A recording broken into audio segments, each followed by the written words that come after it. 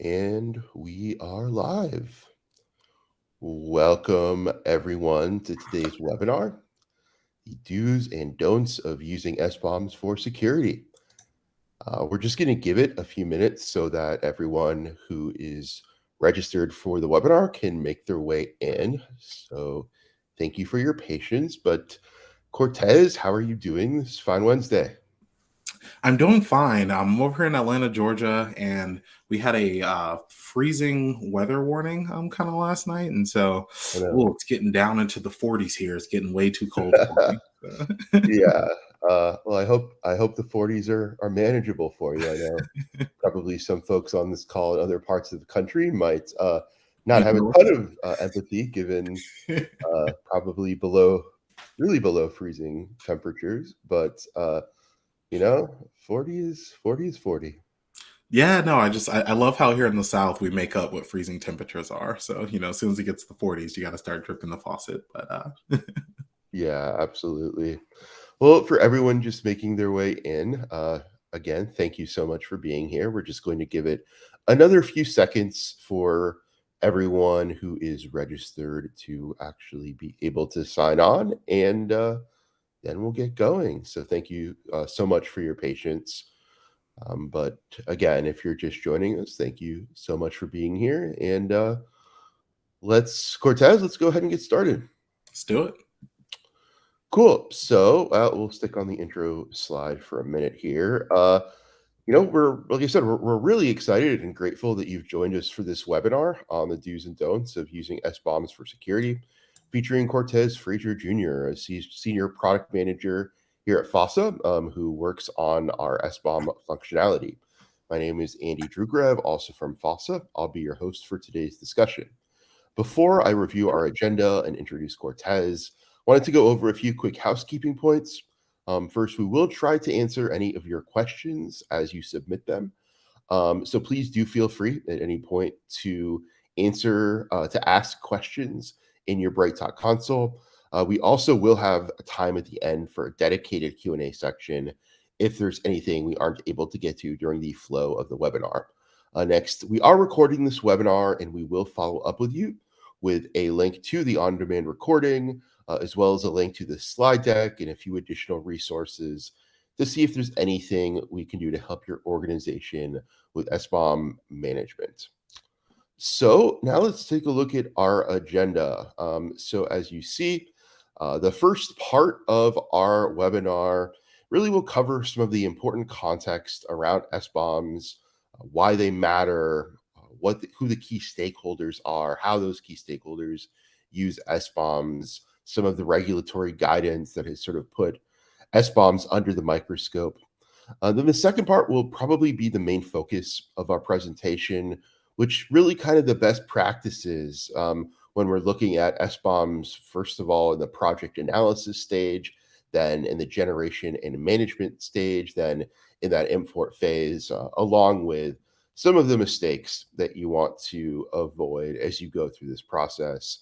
And like I mentioned earlier, we'll conclude with a brief Q&A. Now, before I hand things over to Cortez, just a few quick words for folks who are not familiar with what we do at FOSSA. So we provide technology that makes it easier and more efficient for organizations to manage their open source software, or the open source software that they use. This includes identifying and remediating open source vulnerabilities, in addition to identifying and complying with licenses and open source code. Additionally, because the foundation of FOSSA is really our ability to quickly identify and inventory your software components, we do have a comprehensive SBOM solution.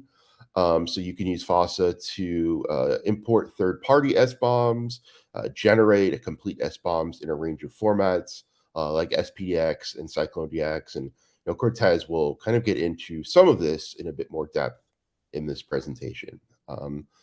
So with that, super excited, Cortez, to hand things over to you. And, as a starting point, wondering if you could share a little bit about your background and focus areas. Yeah, absolutely. Thank you for that wonderful introduction, Andy. As Andy's already mentioned, my name is Cortez. I am one of the product leads here at FOSSA. A little bit about my background. Prior to joining FOSSA, I, likely operated in a lot of the seats as a lot of our audience members today. And so worked as a product manager previously at Puppet. In that regard, I was kind of building and scaling a CSPM program there that we kind of built from scratch, from a product, sorry, not a program. And then prior to that is more so where I was sitting in your seats working at GE Power, where I was a cybersecurity architect, specifically within the AppSec space, building and rolling out SEA tooling and kind of scaling out a open source program office there. And so that's where, I kind of found myself in, this very, very pressuring environment where you have, 1,800 developers, 600 applications, only about 3 of us on the team responsible for that. And then obviously having, very similar experience where you have very desperate organizations from the lens of they can use any tooling that they desire. And so from one, development team to another, they may have different CI/CD pipelines, different version control tooling, of course, different static analysis tooling, and then of course, different SEA tooling from a software composition analysis perspective. And so at that time, obviously, SBOMs weren't nearly as big and they weren't nearly as prominent as I was working then. And I'm actually a little jealous because I do think that SBOMs do begin to quickly solve this integration challenge that a lot of organizations have, which is how do I, one, get accurate tooling, but then be able to scale that tooling throughout my organization. And SBOMs to a certain extent make it so that way it doesn't matter because as long as you have tooling that is generating those SBOMs for you, then regardless where that SBOM is generated, you can start to reap the benefits. And so getting a little into the weeds there, I'll save that for a little bit later in the conversation. Let's take a step back and just recognize that maybe not everyone on the call is extremely familiar with SBOMs, which stand for Software Bill of Materials, kind of what some of these initial pushes have come from, who should care about them, and just kind of understanding some of that background information before we get too deeply. So, in most things, the reason why we care is typically because we either have customers who care deeply about these things, or we have government relationships or suppliers who care deeply about these things. And so, kind of going back to 2021, if you think back a few Christmases ago, lots of terrible things were kind of happening in the open source space, whether that was, massive incidents like Log4j and Spring for Shell, or this some of the things that, SolarWinds and some of these other organizations were dealing with from a software supply chain security perspective. And I think that these breaches, these attacks really kind of put this need for having a singular focus on what organizations are doing in their software supply chain. And so the solution to that, if you will, or at least one proposed solution by the US government, is to kind of mandate the usage of software bill of materials for anyone doing business with government and government entities. And so that kind of kicked off the push with Executive Order 14028. And then that really started to trickle and snowball into many, many more regulations that are starting to kind of pop up. And so who should really care about SBOMs? It kind of falls into a few different buckets. If you're a software producer, then you're going to need to care about SBOMs because your customers care for the most part, right? And so they're going to want you to provide these SBOMs to them, so that way they kind of high confidence in the software that they're receiving from you. It's not riddled with vulnerabilities or license compliance issues. On the other end of that, if you're a purchaser of software and so you want to use Slack in your organization, which we use, I'm very happy about, you may want to ask them to provide you an SBOM so that way you can consume that and start to understand what type of supply chain risk have you potentially started to integrate. And then lastly are your operators, which is probably a bit more around where this do's and don'ts for S1s and security conversation lies, which is if I am a practitioner within my own organization, how do I think about using SBOMs, in particular, some of the annotation information that can be included with them, which I'll talk about here in a bit, to be able to have an accurate sense on what my security posture is at any given moment. So that way, when those next, unfortunate events do happen in the future, you can quickly query and assess and start to understand the impact radius, hopefully without having to do a lot of manual effort, which I know I had to do a lot of, a few Christmases ago. So those are the type of people who I think, need to think about or, should care about SBOMs. Then it kind of gets into, why should you care? And bullet number one is obviously a very, very overloaded bullet. It has a lot of information in it that, separately outside of this call, I'd be happy to dig as deeply as possible as anyone who's interested. But starting with that initial executive order that I opened up with, that then led into many, many, many more requirements, right? And so the FDA is probably the one that's most pressing for anyone who's, kind of operating in the medical device field or any adjacent fields. Maybe your customers are operating in the medical device field, unless you have to care about those things. I know that October 1 deadline just kind of recently passed, and they're going to continue to, ask their customers to be able to truly prove out that they have an SBOM management program in place, and one that allows them to look across all of the embedded systems that they may be working with. The Cyber Resilience Act, kind of coming out of the EU, is also kind of pushing for a lot of requirements. And then PCI DSS 4.0, if you're doing any type of payment processing or operating in that space, you're also, starting to see a lot of requirements coming there. And these, deadlines do tend to be loose to a certain extent of like, hey, we have some soft requirements here over the course of, 2023, but going into 2024 and 2025, there are much more hardened requirements on making sure that you can prove that you have a true SBOM management program in place at that point, and that you're producing them on a regular basis. So that's number one on, why should I care? In particular, if you're operating in any of those spaces, or if your customers or suppliers are operating in those spaces, these requirements will be very important too. That next piece is then internally, because I want to have visibility into third-party dependencies. And so, once again, if I am, choosing to consume some form of commercial software, I want to ensure that I don't find myself in a similar situation as with like SolarWinds. And then I, don't mean to pick on them in any way, shape, or form. We've all, as someone who's produced software for quite some time, it's a very, very tricky business, a difficult thing to do. But nonetheless, I think that we all, have had to become more cautious in order to understand what additional risks are we exposing ourselves to that we may not even be aware of. And that's where consuming SBOMs or mandating those from your software vendors really starts to kind of open up that availability for you. Of course, number three, which is a lot of what we're going to be talking about today, which is how do I actually start to improve the security and really start to drive like a remediation program with proper prioritized inputs that's coming from the people most closely aligned with the software, aka the builders of it, because they are the most intimately aware, as compared to maybe just looking at vulnerabilities from a SEA tool that lacks the context of what some of the source providers do.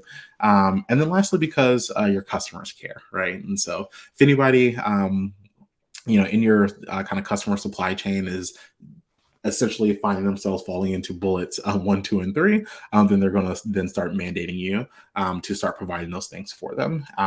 And at the end of the day, once again, just going back to any of those who may be newer to the software bill of materials space, you can think about it like a recipe list in the same way that nutrition labels are now required. And there's, all kinds of rules and regulations as to make sure that those are provided.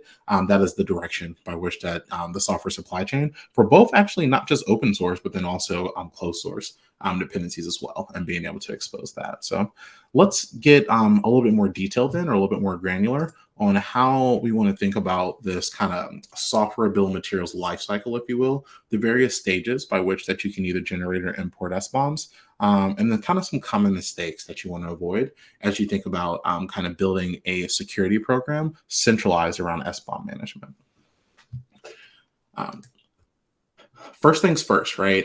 In my opinion, junk in equals junk out all day, every day. And so the only way to have a high quality SBOM is to ensure that the analysis by which that you're doing for that original, source, build, or runtime application is accurate and has complete coverage. And there's actually a few different approaches that a lot of the SBOM tooling out there kind of takes, but they tend to kind of fall into two buckets, if you will. One is kind of ecosystem specific, meaning, let me run a analysis specifically for Java, specifically for Maven, specifically for JavaScript or Go, so on and so forth.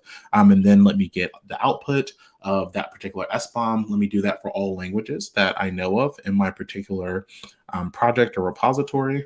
And then I will aggregate that together into one combined SBOM to represent my entire application at that point. And that's very, very common with a lot of the kind of like free and open source tooling. even though there's definitely a lot of agnostic ones as well that I'll talk about here in a bit. And so that's approach number one. Approach number two is obviously a little bit more akin with a lot of the polyglot applications that are developed today, and being able to say from regardless of what languages or ecosystems are in this particular project, let me do an analysis against it. Let me then analyze all the components and dependencies associated with there, including their direct and transitive relationships, and then let me expose this combined SBOM for you already. And that's what you'll find in the form of some open source tooling in the form of like SIFT, and then of course with a enterprise SCA tooling. One in particular that I'm a big fan of, obviously being FOSSA. We do have virtually complete language support across many different languages. And because of that, any language that we can analyze on a component analysis perspective, we can then generate an SBOM for. And that's something that our customers commonly find from a benefit perspective, because within a few commands, you can now generate an SBOM across your entire application rather than having to do any type of manual mingling or effort in order to kind of begin to aggregate those things together. And so this is, kind of a super easy kind of entry point, right? But I think it is actually kind of commonly overlooked, if you will, as it pertains to the analysis piece. It's not directly involved, if you will, on any of the SBOM activity that occurs afterwards, but it is the most critical starting point, because if your SBOM is inaccurate to start from like a component analysis perspective, then it will be inaccurate, obviously throughout the rest of that life cycle. And there's actually something really important that I want to call out here, which is in order for that SBOM to be accurate, and I do talk about this in even in more detail in additional slides, where you choose to analyze matters significantly, right? And so one piece of that is the dependencies that are included at source are going to be different than the dependencies included at build time, and then likely different than the ones included at runtime as well. And so making sure that you have, that final build representation of what's actually going to be deployed into production is critical, if you want to make sure that that is then what you are representing in your vulnerability management programs. There's actually another kind of pitfall that is worth kind of calling out here, which is this kind of concept of graph unfolding that I think can be often missed in open source tooling, which is to say that if I were to analyze a dependency in isolation, and I can kind of use graph unfolding to say, well, it's telling me that it requires all of these transitive dependencies. And so I can then kind of unfold that graph. While that is, a approach, it is typically inaccurate. And the primary reason being is because analyzing that dependency and isolation of the entire install plan of the rest of the application, right, all the other microservices being used there, actually has massive impacts on what transitive dependencies, in particular, what versions of those transitive dependencies will be included. And so that is build analysis, right, which is a technique that we primarily champion and primarily focus on. But oftentimes you'll see organizations who may do a SBOM for an individual component, try to do that to get its transitive dependencies, and then combine those individual component SBOMs into one. And that graph unfolding technique is actually very inaccurate, and one that we would highly suggest avoiding, and focusing much more on a build analysis, which means running a tool such as FOSSA at the end of the build phase, by which that you now have all the information you need to have a true accurate representation of what your application will look like. So enough on that. I think that you all understand and feel my emphasis on ensuring that you have a high quality component analysis to start before you even think about going into managing vulnerabilities with your SBOMs to ensure that you're not running into false positives and things of that nature. Now that we've kind of gotten some of that kind of more technical detail out the way, let's talk a bit more about what do you want to actually think about? What do you want to do when you generate your SBOM? And then maybe some of the things that you want to avoid. And this starts to get into some of the things that I've already discussed. Starting first and foremost, that if you want to, generate your SBOM, make sure that you do it one per service build, and then per application build. And so having those individual services SBOMs is important, so that way you know where to go back to anytime you need to do the remediation. But you do want to make sure that you have that final application build in order to have your true representation of the application's install plan. And so the kind of don't side of that is you cannot assume that the individual install plan for a service will be the same as that final application install plan, even though knowing both is very important. So do keep that in the back of your mind as you think about where you choose to integrate for your SBOM management or your echelon generation activities. As you think about formatting, definitely both Cyclone DX and SPDX are very, very popular formats. I think that a Cyclone DX XBOM with an embedded VEX is probably best for security. Now, with that said, SPDX does now, as a 3.0, support embedded VEX as well, which I think is very, very exciting. I mean, I think that does kind of kind of level the playing field there. And so I think both Cyclone DX and SPDX are, great formats. And in particular when they're annotated with your VEX information. Now, the thing about VEX, right, your vulnerability exchange is it's only as powerful as the accuracy of the information, very similar to analysis, as included. And so that means including things like a status justification, right, whether that or status and justification, whether that is affected or not affected, and if it's not affected, why? What is your kind of definition there? Some type of response, right? Well, is this something that's going to be fixed or will it not be fixed? And then what details do you have to kind of back up the proof of why you're making a particular assertion? And so if that information is not included as a part of the VEX, I would consider that to be an incomplete VEX and one that is maybe potentially helpful but not as valuable, and it will not allow for you to reap as many benefits as you can when using kind of SBOMs for security. Going down to my next bullet point there, I did want to kind of call out some fields that I think are super important as you think about wanting to ingest SBOMs in particular. And that is like kind of Perl and CPE. I definitely, do continue to gravitate and resonate with the Perl spec more than the CPE spec, given the standardization there. But I do think CPE has its place and has its value. And so just making sure that you have some form of unique identification that can be externally verifiable, right, by some form of third party, is what is going to then allow for you to truly take advantage of an SBOM generation program. Having some of the additional fields like the supplier and the author and the name and version, all the things that kind of go into the minimum elements and some of these additional requirements coming from all these government regulations, I think is very, very helpful for sure. But that unique identifier is definitely going to be the most important. And the reason being is, and this kind of goes immediately into kind of my don't advice for you, which is it is risky to assume that any information that is provided is accurate, meaning that if I say that I'm using React version 1.4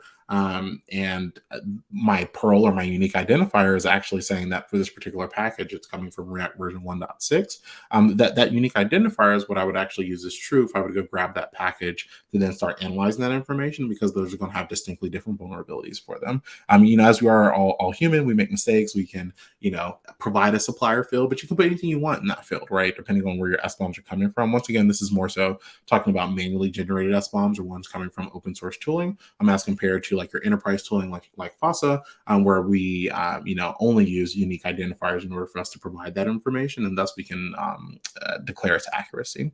And so that's just something to kind of keep in mind.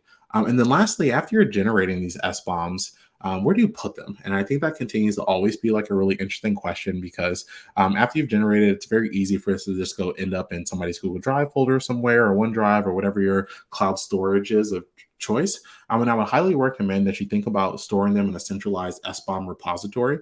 Commonly, some people include them in the root directory of their particular repos. I think having a centralized repository is even better, because then you can better represent the full application rather than just the individual microservices.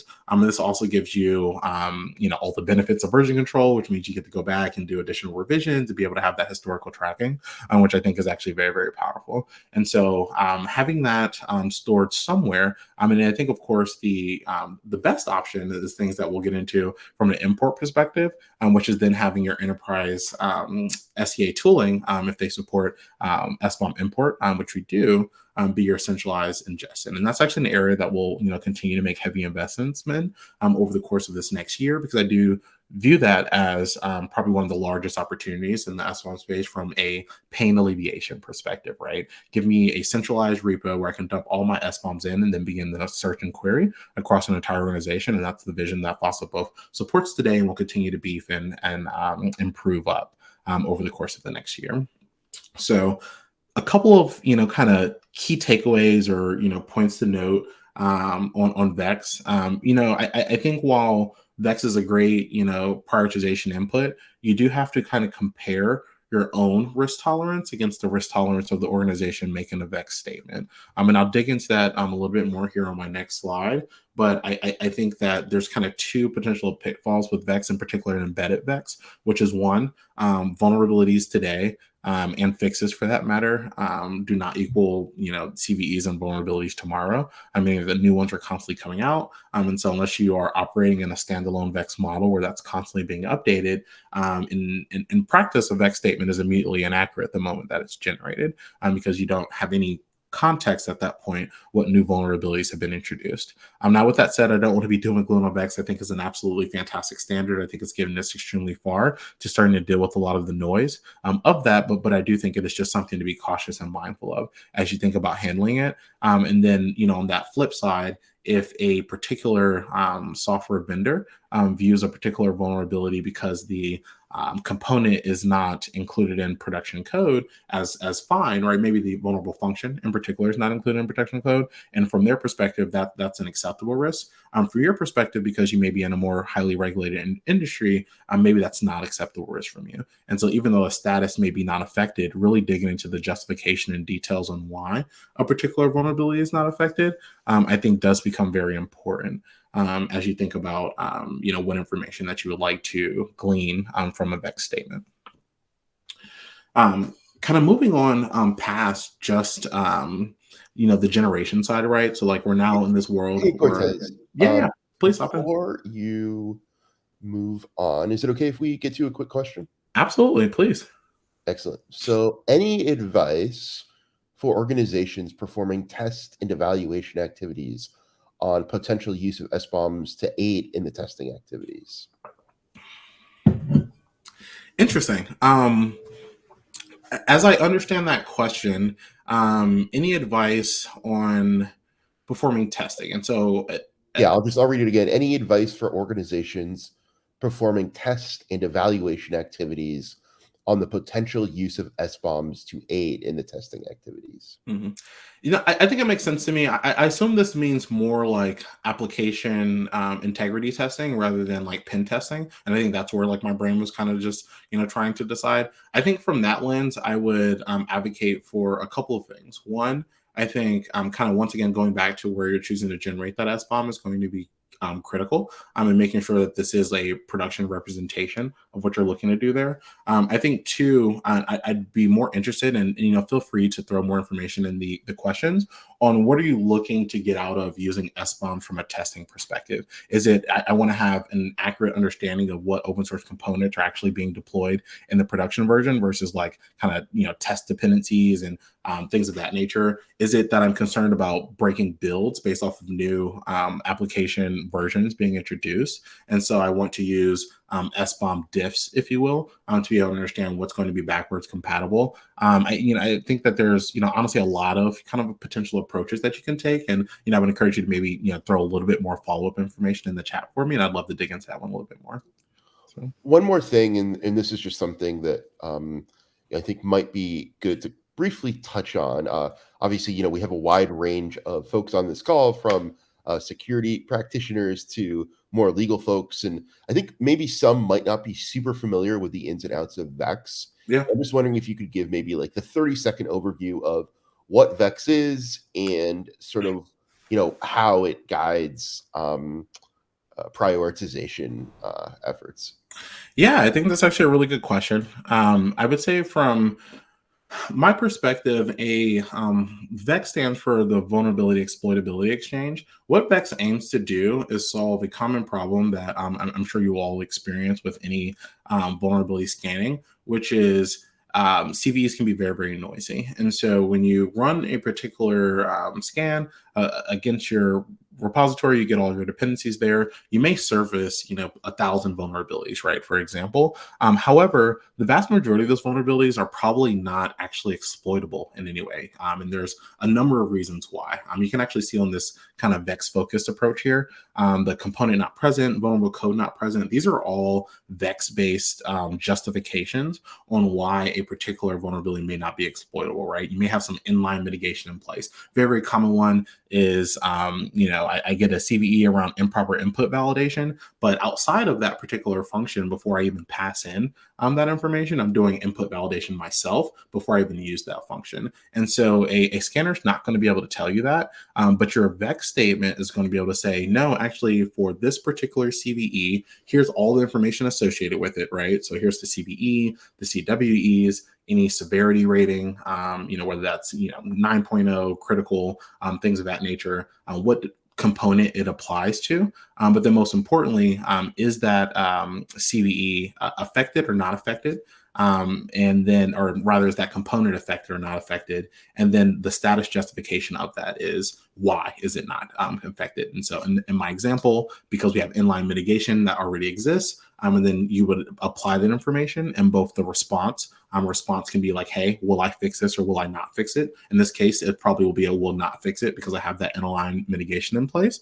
And then lastly, what's the details of that, right? And where I would then explain, okay, well, the reason why we have inline mitigation in place is because I put this input validation outside of the vulnerable function itself. And thus you don't have to worry about ever being impacted by that particular CVE. And so that is, obviously a lot of information, but that is a high level on what the vulnerability exploitability exchange is. And that can both be embedded in an SBOM in the form of CycloneDX and SPDX, or it can actually be a standalone document that you reference, which allows for you to kind of keep it continuously updated. And so this is, the industry solution, if you will, to dealing with the CVE noise problem and be able to hopefully help you focus your efforts on only exploitable CVEs rather than ones that are not affected.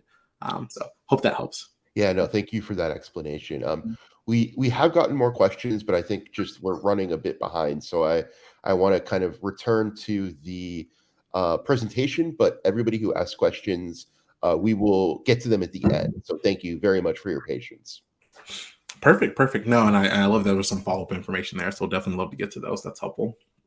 Um, Okay. Honestly, it's actually a really, really good timing around kind of digging into Vex, because what that then leads to is now that you've generated these SBOMs on a regular basis, you have to then decide, do you want to take a Perl or unique identifier focused approach, or do you want to take a Vex focused approach? Meaning that if I'm going to then start to ingest some of these SBOMs, whether I'm just querying them via a local database, whether I'm using a enterprise tooling like FOSSA, do I want to pull in this SBOM, grab every Perl associated with it, and then from there start to surface any CVEs? Benefit there is you're going to be able to get all CVEs associated with those components without having to worry about those things being filtered out by whatever the software or the generator of that SBOM is. The kind of downside, if you will, is that it will likely be very noisy because you're looking at vulnerabilities at its rawest form without any context on if they're going to be exploitable.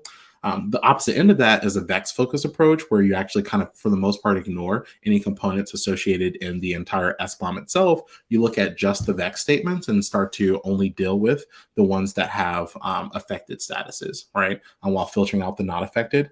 The bonus there is that you will obviously have significantly less vulnerabilities to deal with. The negative is kind of what I opened up with, which is your risk tolerance may be significantly different than the risk tolerance of your software vendor or provider. And so making sure that those are aligned, and that something such as inline mitigation may not be enough for you. You may feel that is actually a too weak of a protection to actually validate that this is no longer an affected CVE. My personal advice is actually to take a hybrid approach, which is I would always like to have an accurate and up-to-date inventory over a kind of reduced noise situation. And so I would take the Perl focus approach to start, which would then allow for you, and that's the approach that FOSSA takes, which is we're going to ingest all of your components from a particular SBOM. We're going to go out and grab them, pull them out, so that way we can then have both that entire dependency graph, but then also have any vulnerabilities associated with them. And then from there, let's then look at your Vex document to prioritize those vulnerabilities, so that way you have the best of both worlds. I'll keep us moving along because we have like some really good questions coming in. I want to make sure that I have some time to answer those. From there, and SBOM isn't beneficial to you, as I said before, if it's kind of just sitting in a Google Drive file somewhere. So you do have to import these SBOMs in some way, shape, or form. And so FOSSA supports SBOM import today. And as I said, we'll continue to kind of beef up that capability. If you decide to roll your own tooling, that's fine as well. I just think the most important thing to consider is making sure that you're ingesting both your first party SBOMs, if those are generated outside of your SCA tooling in another part of your organization, but then also starting to reach the point where you're demanding these things from your suppliers and vendors, so that way you can have an understanding of your third-party SBOMs. And putting those in the same place is extremely important. So that way, when you have that, next zero-day vulnerability or some other event, you can quickly query that across your organization. I think the real important part that I do want to call out as we think about ingesting SBOMs is, think of this as augmenting your SCA kind of vulnerability management program and not replacing. And then primarily being is because it's actually, it's typically always going to be more accurate if you could have 100% coverage with a particular SCA tool. So that way you're actually constantly scanning at both build, source, and runtime versus only having a kind of that point in time SBOM. Now, granted, perfect worlds don't exist, and I understand that integration problem, in particular, large enterprise is massive and difficult to work through, and so you have to take the information that you have available to you, and so I think that is where it becomes information that you can use to enrich gaps that you have in your SCA tooling, but maybe don't necessarily think about fully replacing it from that regard. Kind of talked about before, make sure you have cycling.s, XPDX, required Perl, VEX, and then CPE for any environments that Perl isn't supported. Use some additional sources as well. Starting with CVEs are great as you start to think about things like EPSS, which is the exploit protectability system. This is built by First Org, be fully supported within FOSSA. This then attempts to quantify the probability of a particular vulnerability being exploited, versus CVE is much more on the possibility of that particular vulnerability being exploited. As well as, CISA-known exploits being a great mechanism, because this is actually proven exploits known in the wild, such as, Log4j and some of those other big things. Do try to avoid manually looking up vulnerabilities. I think that is also I think that is also just like a difficult practice, if you will, as you think about the level of the amount of sheer CVEs that you'll be kind of consuming. And then lastly, just make sure you have a one-to-one mapping between your SBOM and a full application release, making sure that you're having per revision consumption of those SBOMs each time that you do a new version bump or make any changes to that code base. Lastly, I'll kind of just call out some mistakes that I think you should kind of think about avoiding as you kind of think about an SBOM management program.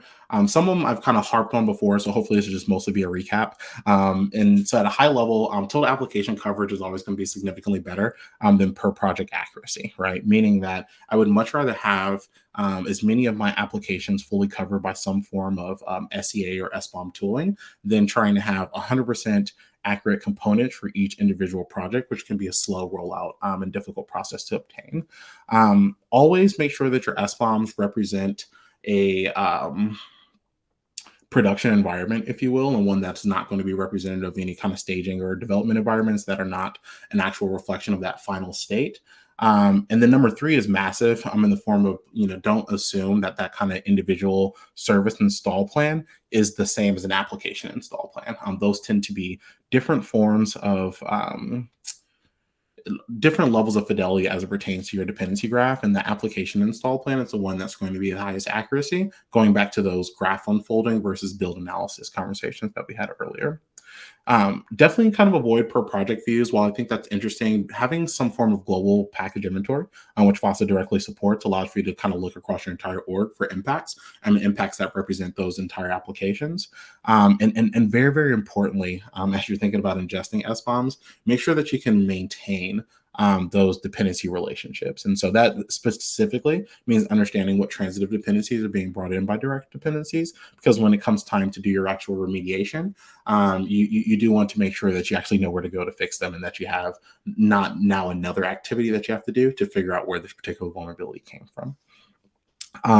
Number 6 is actually one that I've had strong opinions about for a long time, and I'll continue to probably champion Perl over CPEs as my standard. But I do recognize and accept that there is a there's gaps where CPEs are going to be required. I kind of put the example on screen on why I think CPEs can be difficult at times, because there's not always true standardization on what information should go into naming convention, right? And so from like a Python Django perspective, whether it's the Django software foundation or whether it's Python Django, these are all representing the same package. And as you start to think about newer components that haven't had vulnerabilities created for them yet, but will over time, how do you ensure that the CPE that you are defining for that component matches what NIST and MBD will do when vulnerabilities actually exist for those things? So you don't want to then go search that CPE, assume that zero results means zero vulnerabilities. So absolutely use them as a unique identifier.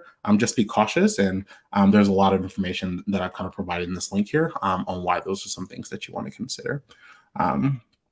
And so with that, I did want to kind of just leave us out with some outcomes that I think you should be thinking about as it pertains to kind of using SBOMs for security. You want to reach the point where your SBOM generation is completely automated.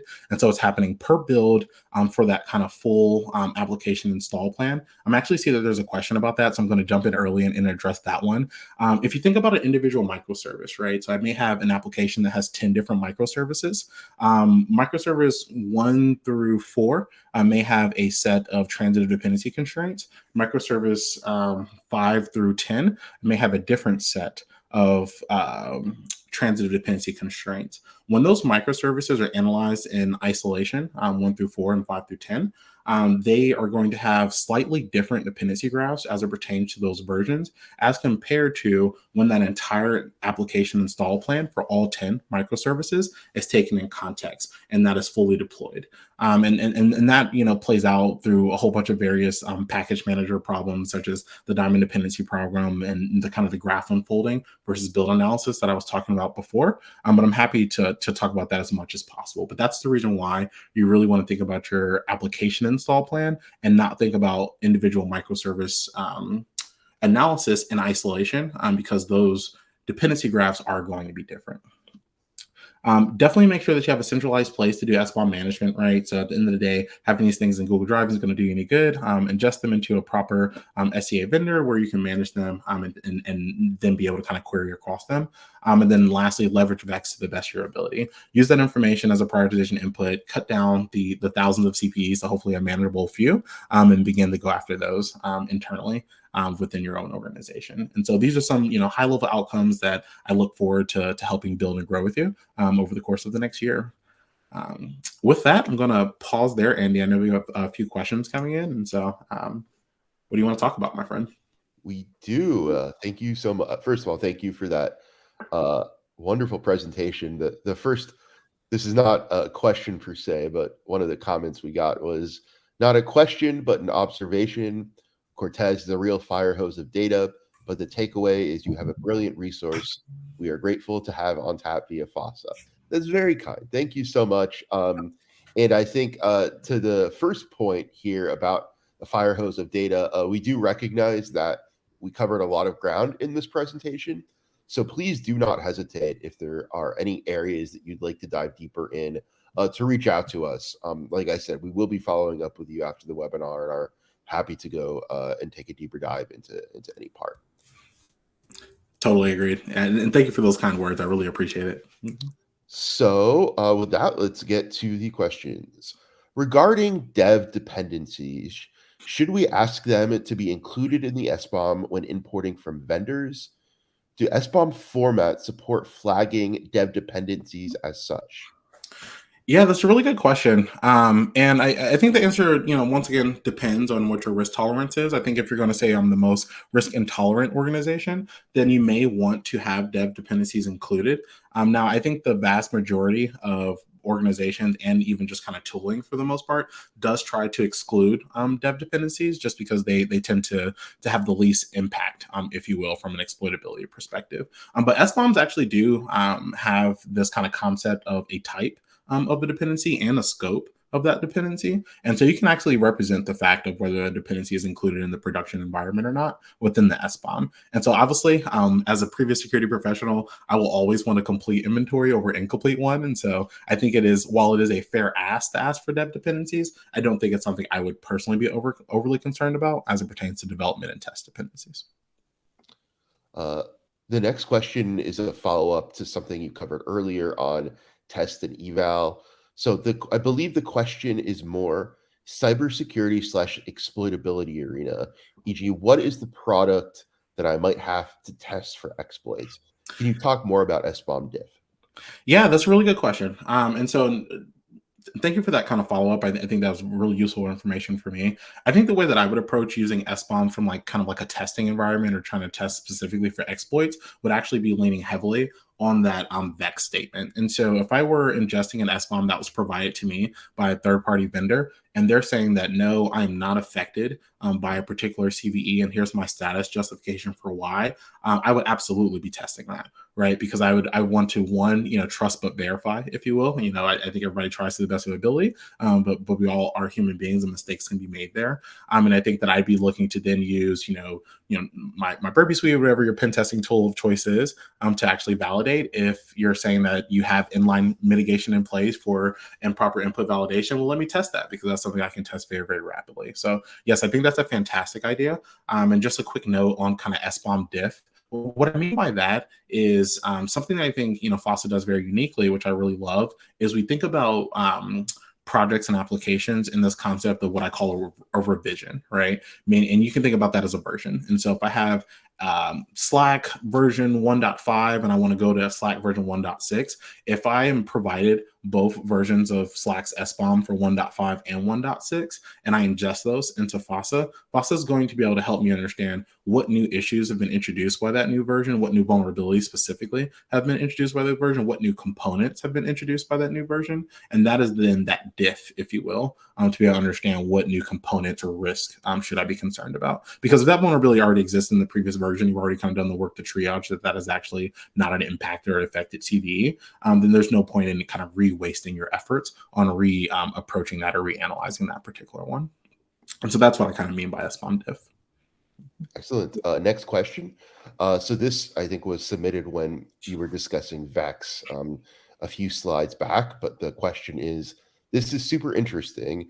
Is VEX available in the ecosystem for some open source projects, for closed source software, and can I ask it from my vendors?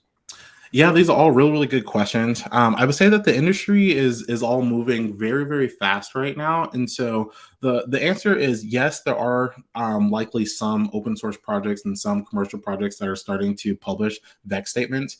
We have even some customers who do it, but it is primarily for their suppliers and for the vendors. And so while I haven't seen a ton of organizations at this point yet who are just consistently publishing open source VEX statements, I do know that's 100% the direction that the industry is moving in. And so I suspect over the course of the next year, we'll see that become much more commonplace. But the most important aspect of that is you should absolutely start demanding that of your vendors. I think that is one of those things that until enough customers, and obviously the government is making it really easy if you do any government business, but if you're outside of the kind of the government realm, until enough customers have demanded that of their suppliers and software vendors, then then the industry will never move in that way. And so we have some very, very large customers who I won't name drop on this call, but they have actually started demanding that of their software vendors and setting timelines for that information. And that's going to be huge for them because they tend to then package that software up and put that in their own supply chain. And so knowing that is critical. Yeah, and just to add to that, I know Cortez, there are, I believe, a number of working groups that are sort of actively trying to promote VEX adoption and make maybe the specification more standardized and usable, if I have that correctly. No, 100%, 100%. And I think it is a little bit of a, chicken and egg scenario sometimes. I think some vendors are a little nervous about publishing their SBOMs because if you don't have that consistently standalone VEX document, then you can make it look as though you're more vulnerable than you actually are, right? And so I think there is still some work to do. And it's honestly an area that we at FOSSA are looking to help automate for our customers to kind of leave that pain point. So really excited to hopefully be able to share some more news about that in the coming months. Great segue into our next question. Does FOSSA allow for maintaining VEX information within the platform? It does actually. Yeah, that's actually a really, really good question. So we have, I would say, limited support for Vex today, and then we actually are continuing to beef that up here over the next quarter in particular. And so today, if you have like an active vulnerability, we will include that as a Vex statement within your Cyclone DX document specifically, and then we're expanding that out to SPDX in the future. The piece that I'm looking to make a bit more automated that will be shipping throughout Q1 is being able to say, looking at both your policies and ignore rules, let me automatically create not affected statuses for anything that I've already triaged previously and be able to provide our ignore reasons. We already have now one-to-one mapping between our ignore reasons and the VEX status justifications. And so those will map directly to, component not included in code or inline mitigation exists. And all of that will then surface in your Cyclone Death SBOM. And then SPDX will come in Q1 as well. So, yep, we have, some initial support today, and then we're actually going to continue to beef that up over the course of the next quarter, which I'm really excited about. Excellent. So we have time for a few more questions. The next one, any thoughts on the proposed SBOM language in the Federal Acquisition Regulations, FAR or FAR, for U.S. government organizations? Yeah, that's a really good one. Admittedly, I haven't dove as deeply on the FAR regulations in full transparency, but I would love to kind of follow up with you offline because I'm sure I will be very, very opinionated. I've definitely looked deeply into PCI, DSS. I've looked deeply into FDA. I've looked deeply into CRA. But my general opinion is that the language tends to be ridiculous actually, and some of the requirements I think are insane, but nonetheless I think we got to find a way to regulate them. I think like one of the funniest ones to me was that your CEO has to attest and assign every software build that comes, and like maybe at FOSSA we could probably pull that off, but I can't imagine the massive industrial enterprises of the world are going to have a hard time getting their CEO to sign every software build. So I'll go back and do some research on that one, and would love to reach out to you offline and kind of share some of my thoughts and opinions with you. Next question. For medical devices, our current procedures require us to do a manufacturer defect database search. Mhm. This entails looking at the manufacturer of the off the shelf, I believe, of the OTS code and seeing if their website reports on known issues as well. How can FOSSA help with this? We would love to avoid manual searches. Yeah, that's actually a really, really good question. And I really like this approach. I think that FOSSA could help in a couple of ways. One, I think, I need to learn a little bit more about are these known issues like private, or are these kind of public information? If it's kind of just publicly reported on their website, I think that we have this kind of concept of quality as a product where we already surface a lot of additional signals such as abandonware, empty package, native code. And so like a new quality signal to me that would be really interesting would be manufacturer reported vulnerabilities or manufacturer reported issues. And so in an ideal world, if they were publishing an SBOM and that has a VEX statement with it, that's what we would consume and we'd be able to surface that. I think in practice, I'm just going to take organizations sometimes to reach that point. I think the more important piece, or like the piece that FOSSA can help with more directly, is how do we start to ingest, whether that's directly analyzing the software that these vendors are providing you, or analyzing some form of SBOM, or even it doesn't have to be SBOM. It could just be a list of components that they're providing you to then be able to surface that in the FOSSA, so you can kind of then not have to do this manual database that you maintain yourself. You just go to our package index and be able to surface it that way. And so the kind of short answer there is, if they're publishing some form of SBOM, you should ingest that in the FOSSA, and then we can help you immediately. I think if not, then like let's have a conversation kind of offline where I can start to see around what are the actual sources for this information, because that's always the uphill battle, if you will. If I can find a valid source for it, then I'm more than happy to surface it. If it's crawling their website to make sure that they made some announcements, we can also do that as well. I just think that that's a little bit more of a nuanced challenge. So. Yeah, and just to sort of echo what I've mentioned previously, do feel free to reach out to us directly. If you are a FOSSA customer and there are sort of product specific needs that you have for new to respond to new regulations like the FDA regulations, like bring that up with your customer success contact. Let's discuss it in one of our syncs. And Cortez and our product teams is very involved in those. If you're not a current FOSSA customer, we will, like I said, be reaching out to you. Just let us know you'd like to set up a meeting and we can give you more information. Uh, Time for two more questions. Well, okay, this one isn't a question, but it's a comment. I love the fact that you are talking about graphs as part of the SBOM analysis. Not many Mhm. tools have this ability. Yeah, no, no, totally right. And I think it's important. If you don't understand the context of where a particular dependency is coming from, then I think it becomes extremely difficult for you to think about any remediation effort. So, really, really glad that that's resonating with you all today. Last one we have. What about software architecture and system architecture information? Most of that is outside of the SBOM aspects. Knowing you have a vulnerability is present versus knowing specifically where it is, a location, is more useful. Yeah, this is a real pain point. And I definitely don't want to shy away from this one in any way, shape, or form. And this is actually the reason why I kind of open up with SBOMs are great for augmenting and enriching a security management program, but you do still need to have, in ideally, SCA coverage across your entire organization, because that's also what allows for you to then help pinpoint your remediation efforts. Because you're totally right that while there are some means by which that you can include that context, one of those ways is by requiring an external reference that includes what we call the path. And oh, excuse me, sorry. Oh, excuse me, sorry about that. I think about path in kind of two aspects. There's both the dependency path and then what we call an origin path. And the dependency path is if I have dependency D, and that is actually brought in by A, I need to see A brings in B, brings in C, which brings in D. And that's kind of that dependency chain to help me understand that A is the true direct dependency that's bringing in this transitive dependency D. But even that is not helpful to you. You need the origin path in order to fix it, which means I need the pom.xml file that is actually bringing in A, so that way I know to go do my version bump there, which would then help me with my